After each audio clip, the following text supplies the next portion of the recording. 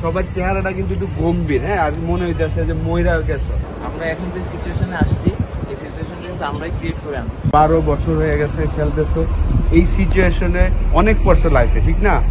যেহেতু কন্ডিশন আমাদের ফরে, টিমও আমাদের ভালো, আমরা কিন্তু 40 নম্বর ওভারও কিন্তু আমাদের ম্যাচ আমাদের হাতে ছিল, কিন্তু আনলাকি যে আমরা জিততে পারিনি। তো এইটা এখন আর আসবে না, ফিরে আসবে না। এখন আমাদের আজকের দিন এবং কালকের দিনটা আমরা যেন ভালো প্রিপারেশন নেই এবং সবাই জন্য হ্যাপি মুডে থাকে। সবার চেহারাটা কিন্তু একটু গম্ভীর, হ্যাঁ, আর মনে হইতেছে যে ময়রা গেছে, মরার শেষ, এইটা যা হওয়ার হয়ে গেছে। যে মিস্টেকটা করছো, কারণ এই খেলাটা আমিও খেলছি, জানি যে কেমন লাগে, যে কখন আরেকটা দিন আইবো খেলার, আমি আমার শোটা করবো, পারফরমেন্স, ঠিক না? তোমরা ওয়েট করতেছো, everybody waiting for game, next game. So আমার মনে হয় যে আজকের ট্রেনিংটা এইভাবে করবো। আর দুইটা ম্যাচ আমরা দেখছি কি আছে এই জায়গায়, 137 to 140 ম্যাক্সিমাম। ফার্স্ট গেম 123 হয়েছে, আমাদের সাথে হয়েছে 132। তার মানে এই জায়গায় কিন্তু বড় শট খেলার প্রয়োজন নাই ব্যাটসম্যানরা। জাস্ট এই প্র্যাকটিস উইকেটটাও কিন্তু ইজি না। আমরা প্রথম 2 দিন আসে খালি 6 মারার প্র্যাকটিস করছি, কেউ 1-2 এর প্র্যাকটিস করি না। যে আমাদের ওই যে 1-2 প্র্যাকটিসটা আজকে ওইভাবে করবা। বাজে বলের জন্য ওয়েট করো, ভালো বল ডটটা যেন না হয়, এই প্র্যাকটিসটা করো। ওকে, সবাই হ্যাপি ফেস।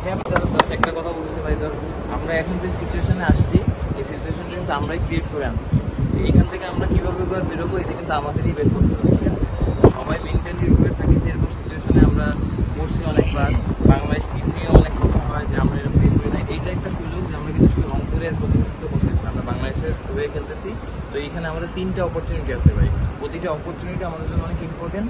সো আমরা এই জিনিসটা, এই সিচুয়েশনে আসছি, আমরা এখান থেকে কীভাবে রিকভার করবো আমরা সবাই এটা কিন্তু ভালো মতো জানি। সবাই আমার কাছে মনে হয় ইন্টারন্যাশনাল অনেক দিন ধরে খেলতেছি, অনেক প্রেশার আসছে, অনেক কিছু আছে, আমরা ওই জায়গা থেকে আবার রিকভার করছি। তো অ্যাজ এ টিম থাকিস ভাই। আর জাস্ট একটা কথা ভাই, এই ম্যাচটা হারছি, আমরা এখানে যে 14-15 জন প্লেয়ার ছিলাম, 15 জনেরই কোনো না কোনো রেসপন্সিবিলিটি আছে, কারো একার হারি না, এখানে কেউ একা না। আমরা এরপরে খারাপ হোক ভালো হোক যেটা হোক, আমরা কারোর উপর ফিগার আউট করবো না যে এর কারণে ওইটা করতে পারছে ওইটা করছে। আমরা সবাই এক, সবার রেসপন্সিবিলিটি নিতে হবে, আর সবাই সবাইরে ব্যাক করতে হবে, ঠিক আছে? আজকে এর একটা ক্যাচ মিস হয়েছে বা ওর একটা রান আউট মিস হয়েছে, ওইটা হলে এইটা হইতো, খেলার পরে এরকম অনেক কথা বলা যায়, ঠিক আছে? বাট আলটিমেটলি এটা আমাদেরই ব্যাক করতে হবে। আমরা প্লেয়ার 15 জন, বাইরের অনেক মানুষ অনেক কথা বলবে, অনেক কিছু করবে, ঠিক আছে? তাদেরটা তারা বলুক, এটা তাদের ম্যাটার টু আস। আমার কাছে মনে হয় যে আমরা আমাদের ভাইকে কীভাবে ব্যাক করবো, কীভাবে সে তার সেরা পারফর্মটা করতে হয়, এটা আমাদেরই নিশ্চিত করতে হবে।